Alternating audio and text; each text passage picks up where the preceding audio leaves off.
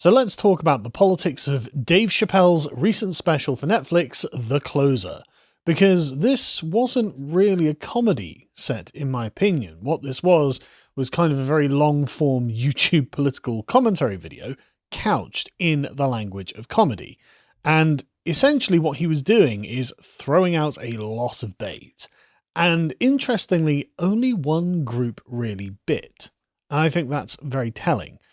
So we'll get to that in a minute. So let's just begin with why is he doing this? Because he does tell us during the special, he literally just says, I'm here to answer everyone's questions. He says, quote, "This is my last special because I have an objective tonight. I came here tonight because this body of work that I've done on Netflix, I'm going to complete.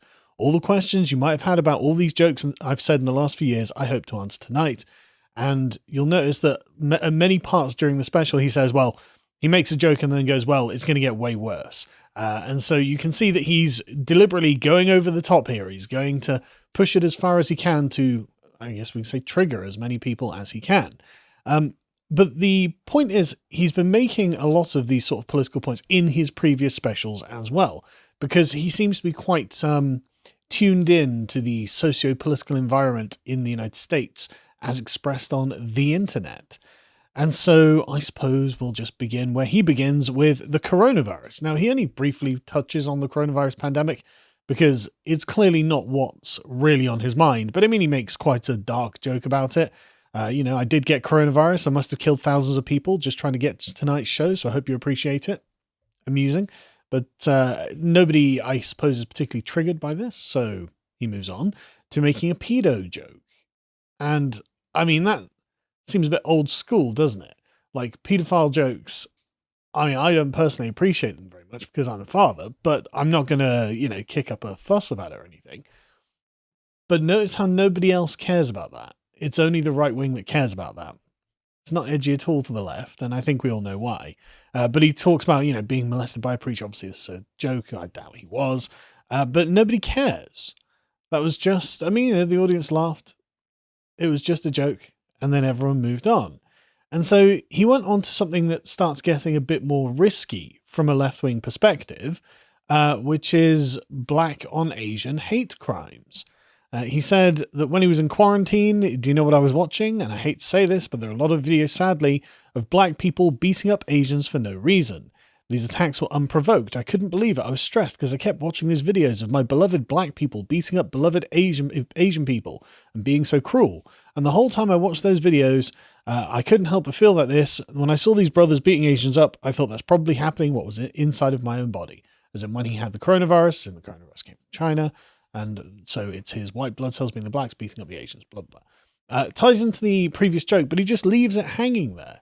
And he never has any kind of inquiry into it. Why are Blacks beating up Asians in the street?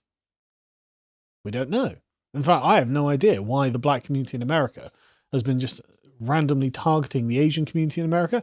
I mean, if you were a left-winger, you might say, well, this is a product of stochastic terrorism, which is a form of social environment in which crimes like this become permissible, and so the number of them tacitly permissible, so the number of them increases. But the thing is that the case in the United States? I haven't noticed any indication of that from the media. So I honestly am in the dark on this one, and he gives us nothing to illuminate that. And then he moves on to the Jews and Israel, which, I mean, you can see that he's really going for it in this special.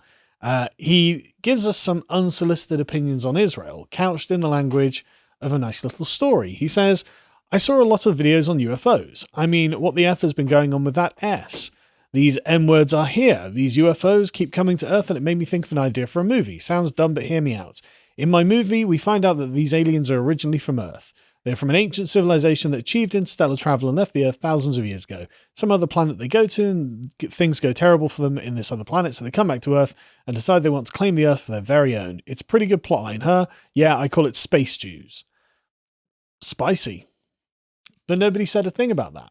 I mean, it's, there would be quite a lot to say if you were a Jewish activist about this, as in the Jews didn't just choose to leave Israel or Judea. They were expelled by force by the Romans. Then they spend 2,000 years wandering around the West and being persecuted for it, ending with the genocide of the Holocaust. And after World War II, the establishment of Israel. So it's not like a Jewish person couldn't pull Dave Chappelle up on that, but I never saw anyone complaining. This was taken in good humor. And that's a remarkable thing, because he's accusing the Jews of basically being like colonizers of Israel, and essentially placing himself tacitly in the position of someone who's defending Palestine.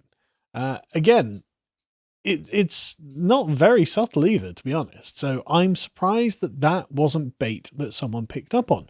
But I mean, maybe you did see something like this. I just didn't. I would have expected to see lots of articles from places like the Times of Israel or any other, pro or Jewish publications, but I didn't see anything like that. And that was quite surprising. To watch the full video, please become a premium member at lotuseaters.com.